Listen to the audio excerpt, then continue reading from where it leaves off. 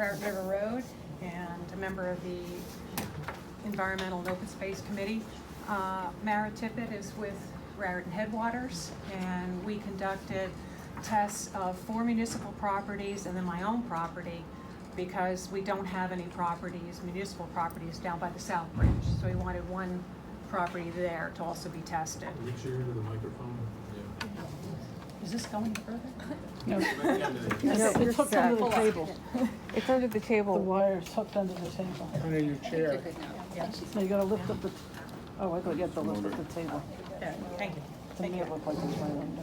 Okay, so we tested the DPW building on Newport Road, the Bunville Library on Bunville Road, the museum on Musconetcong River Road, Memorial Park, bathrooms, the women's bathroom at 67 Bunville. The reason we did the bathroom was that the water in all of the hydrants throughout the property weren't running that week. Apparently was a leak or some other issue. They are running now, but at that point they weren't. So we did the bathroom, and then my own home. For my own home, we just did the PFAS test. I've tested previously for other things, and everything else was fine, but the PFAS was the thing that we were most interested in.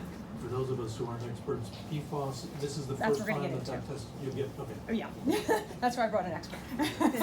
I brought a ringer so we could do this.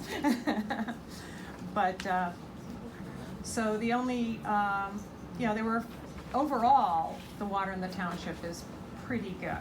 The one anomaly, the Bunville Library is not on a private well. It's on a well system that's over by North Road, Boulder Hill, Mark system, and there's a few wells involved with that. So they don't govern their own well. And we tested it through the hose on the outside of the building. And also, some interior water too was brought out for us. Everybody else is on a well. And the outstanding features were, there was some coliform bacteria was found present at the DPW, but otherwise the E. coli was absent. The library was fairly good. That had a little bit of chloroform in the water, but not an elevated amount. But I don't know anything about that system, and that might be somehow they're treating the water. I don't know. That might take a further check. The museum was high in iron, which we know from staining of the porcelain in the museum. And everything else was pretty good. But I'm gonna let Mara explain the PFAS and the PFOA. These are all new terms. This test only came out a week before you all approved us working on this. So we hadn't done this before because it didn't exist. And these are chemicals that are in the water. They're considered forever chemicals. And I'll let Mara explain what that is. And just to tell you, that's one of the reasons that the committee approved these well testings this year of the municipal properties, that this was a brand new test, new chemicals. We wanted residents to at least have some idea from public wells if that's potentially an issue or not. Correct. Yeah, and I just want to applaud your efforts as a township to ensure that the drinking water for the employees of these facilities is safe to drink. I think it's very important, and the only way to know that for sure is to test it. So, laboratory to do all of this testing, and I did bring copies of the official lab reports if anyone would like to take a look at them.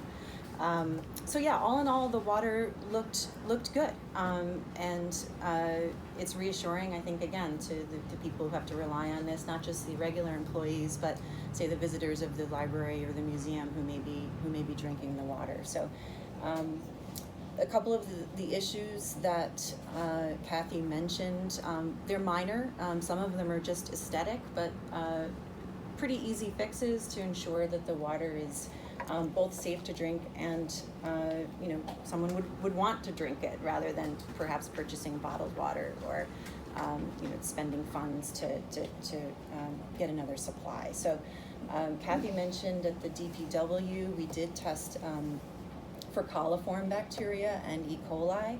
The coliform bacteria test did come up positive, so we did a retest to ensure that it wasn't a sampling error, and the second test also came up positive for coliform bacteria and negative for E. coli.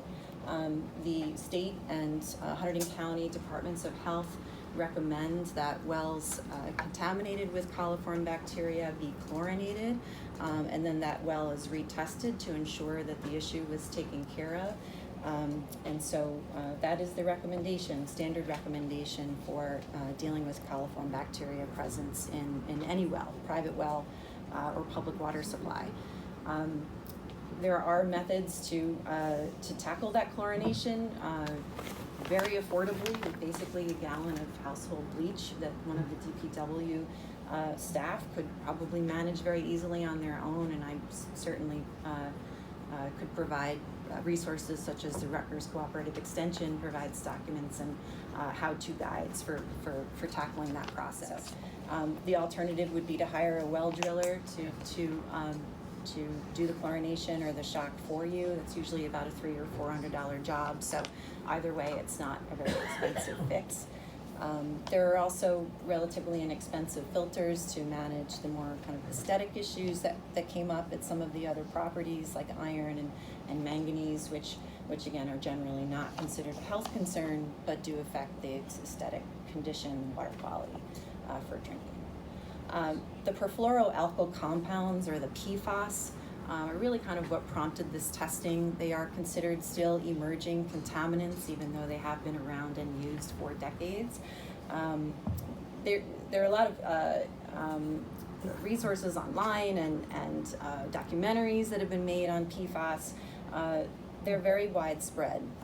They are also called forever chemicals because once they do enter the groundwater supply and surface water, they tend to stick around for a really long time.